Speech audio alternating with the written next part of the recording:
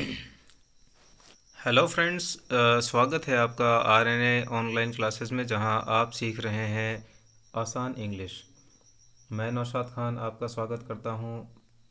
अभी जो टॉपिक चल रहा था, ये सीरीज़ चल रही थी, हम लोग बात कर रहे थे टेंसेस के बारे में। और टेंसेस के अंतर्गत सबसे पहला टेंस जो था प्रेजेंट इंडेफिनिट या प्रेजेंट सिंपल टेंस के बारे में हम बात कर रहे थे। इसकी कुछ जानकारी हम लोगों ने पहले से हासिल कर ली थी। तो आज का जो हमारा टॉपिक है वो खासकर हम लोग बात करने वाले हैं इंटेरोगेटिव नेगेटिव फॉर्म्स के बारे में। इससे पहले हम लोगों ने जो tenses in present indefinite tense है उसके एडवर्ब ऑफ फ्रीक्वेंसीज के बारे में बात की। उसके अलावा पॉजिटिव फॉर्म्स के बारे में बात की, नेगेटिव फॉर्म्स के बारे में बात की, नेगेटिव और पॉजिटिव सेंटेंसेस या वाक्य किस प्रकार बनाए जाते हैं। इसके अलावा हम लोगों ने इंटरोगेटिव फॉर्म्स के बारे में बात की। आज के टॉपिक के अंदर आज का टॉपिक हमारा खासकर जिस पे केंद्रित है वो है इंटरोगेटिव नेगेटिव फॉर्म्स। मतलब ये है कि इंटरोगेटिव एक प्रश्न भी होगा और नेगेटिव उसमें नकारात्मकता का भाव भी होगा। यहाँ पर सबसे पहले हम देखते हैं आई वी यू दे। जो बहुवचन करता है उनके साथ में हमें डू का उपयोग करना होता है। और नॉट गो, ये आपकी है नेगेटिव फॉर्म है वर्ब की। तो ये आप ध्यान दे सकते हैं यहाँ पर। इसी प्रकार ही शी इट जो एक वचन करता है उनके साथ हमें डज का उपयोग, एस या ई एस का उपयोग हेल्पिंग वर्ब में करना होता है। और ये नॉट गो यहाँ पर आपकी मेन वर्ब है। इस प्रकार से हम देख सकते हैं कि नकारात्मक प्रश्नवाचक वाक्य जितने भी बनते हैं इंटरोगेटिव नेगेटिव सेंटेंसेस, इनके लिए जो सेंटेंस स्ट्रक्चर या वाक्य बनाने का जो सूत्र होता है वो हमारे सामने है। सबसे पहले हम रखेंगे हमारी हेल्पिंग वर्ब जो कि है डू या डज। ये आएगी सब्जेक्ट के अकॉर्डिंग, सब्जेक्ट के हिसाब से। इसके बाद में हम रखते हैं हमारा सब्जेक्ट। उसके बाद हम काम में लेंगे नॉट। उसके बाद में वर्ब की फर्स्ट फॉर्म को उपयोग किया जाएगा। और उसके बाद में वर्ब के बाद में हमें हमेशा ऑब्जेक्ट को काम में लेना है। और यहाँ पर ये हमेशा ध्यान रखना है कि अगर क्वेश्चन या फिर इंटरोगेटिव फॉर्मेट है, इंटरोगेटिव फॉर्म है, तो उसके अंदर हमेशा इंटरोगेटिव मार्क, प्रश्नवाचक वाक्यों में प्रश्नवाचक चिन्ह हमें लगाना बहुत ज़रूरी है। इसके अलावा, इसके बिना ये वाक्य अधूरा माना जाता है। यहाँ पर हम ये चीज़ फिर से देख सकते हैं। एक बार फिर से ये चीज़ मैं दोहरा दूँ, रिपीट कर दूँ कि वर्ब की फ़र्स्ट फॉर्म ही काम में लेंगे एस या ई एस।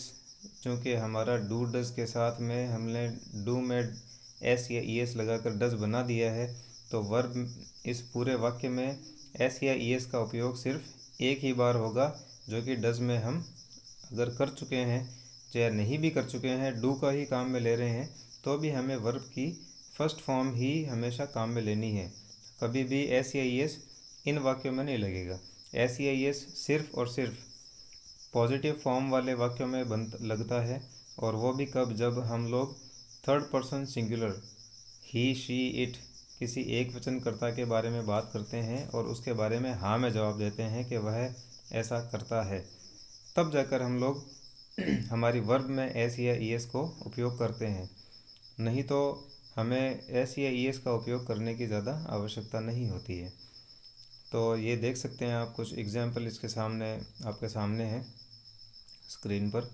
क्या वह स्कूल नहीं जाता है, क्या वह विद्यालय नहीं जाता है। तो ये आपका सब्जेक्ट है। नेगेटिव सेंटेंस अगर हम बनाते हैं तो डज, नॉट और ही के बीच में रखा जाता है।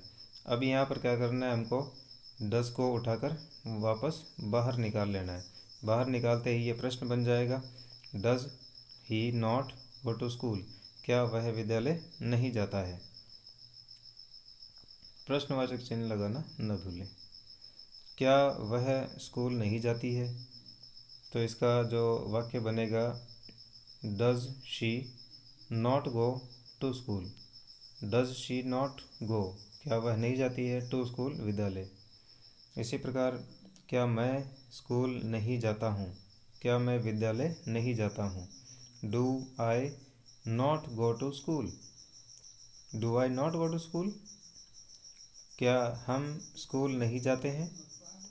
Do we not go to school? क्या तुम या आप या तू, क्या आप विद्यालय नहीं जाते हो? क्या तुम विद्यालय नहीं जाते हो? Do you not go to school? Do you not go to school?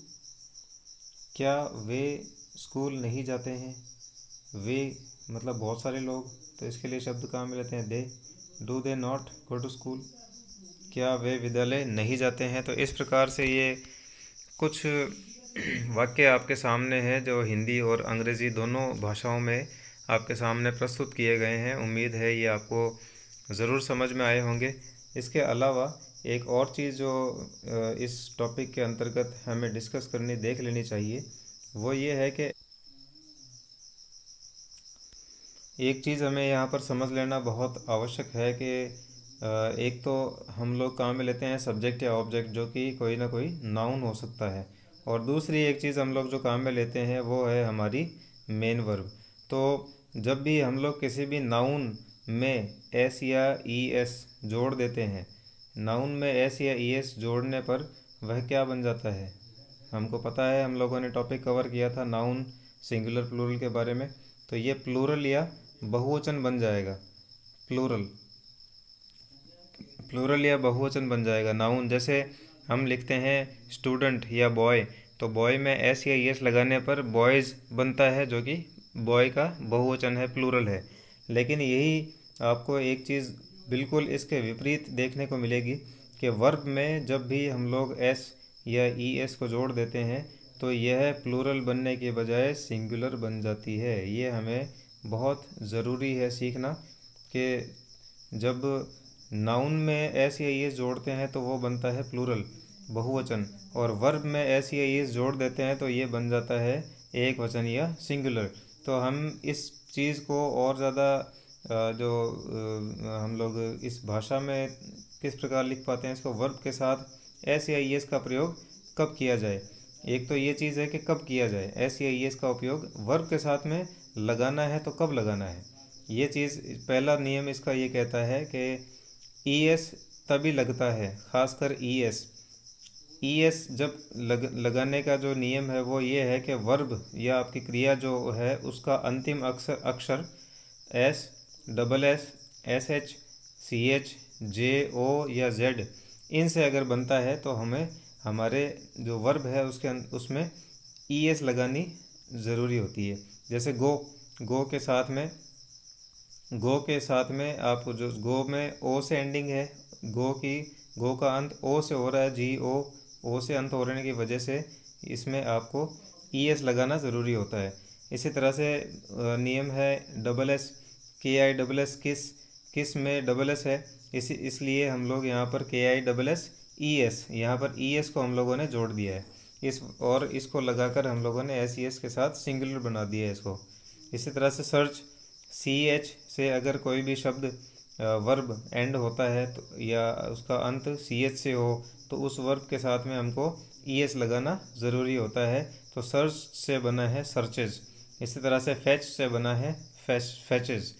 S H से किसी शब्द वर्ब का एंड हो, जैसे क्लैश, तो उसको हमें एस या ई एस लगाने, एस नहीं लगाना पड़ेगा, उसमें ई एस लगाएंगे हम, तो वो बनेगा क्लैशेज। इसमें इज़ का साउंड देंगे, क्लैशेज, एज नहीं बोलेंगे। इसी प्रकार से जेड से अगर एंड होता है कोई भी वर्ब तो हमारा शब्द है क्विज़ में आपको इसमें ई एस लगाना ज़रूरी होता है, जैसे क्विज़। इसी तरह से पास, डबल एस, तो पासिस। वॉश, एस एच से एंड हो रहा है तो वॉशेज। कैच, सी एच से एंड हो रहा है तो कैचेज। डू, ओ से एंड हो रहा है तो डज, ई एस लगाया जा रहा है। एम आई एक्स, मिक्स, एक्स से एंड होता है, अब इसमें ये लिखा हुआ नहीं है, इसमें एक्स से एंड भी होना चाहिए, तो मिक्सेस, ई एस लगाना ज़रूरी है। दूसरा नियम ये कहता है कि यदि वर्ब का अंतिम अक्षर वाई हो, अगर वर्ब का अंतिम अक्षर वाई हो तो इससे पहले कोई कॉन्सोनेंट, मतलब वाई से अंत हो रहा हो और इस वाई से जस्ट पहले कोई एक व्यंजन हो, मतलब ए ई आई ओ यू के अलावा कोई दूसरी ABCD का अक्षर हो तो वाई को आई में बदलकर IES लगा देते हैं। जैसे क्राई, क्राई में वाई है, वाई जैसे CRY क्राई, क्राई में लास्ट में वाई है और इसके पहले एक कॉन्सोनेंट है या फिर इसे कहते हैं व्यंजन हिंदी के अंदर। तो इसको क्राई, क्राई में वाई को हटाकर इस क्राई को बना दिया जाएगा क्राइज, CRIES। इसी तरह से फ्लाई, फ्लाई में फ्लाई को बनाया जाता है फ्लाइज, ट्राई वाई से एंडिंग है ट्राइज, वेरीफाई वेरीफाइज, हरी हरीज, कॉपी कॉपीज।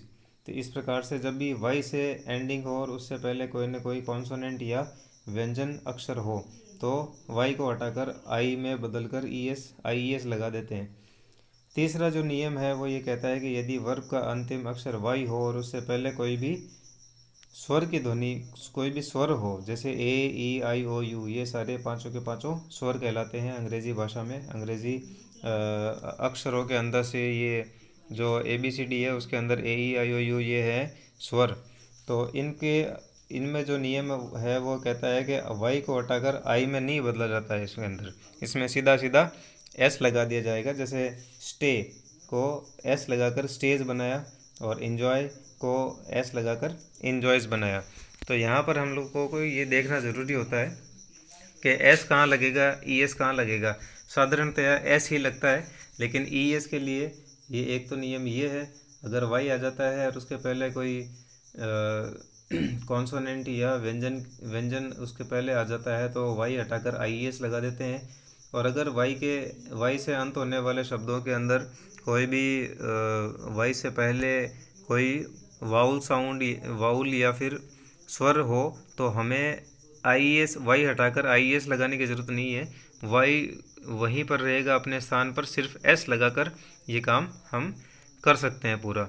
तो ये कुछ चीज़ें हैं जो स्ट्रक्चर बनाने के हिसाब से वाक्य हिंदी से अंग्रेज़ी में बनाने के लिए आपके लिए कुछ चीज़ें हैं, कुछ वीडियो है वो मैंने बनाए।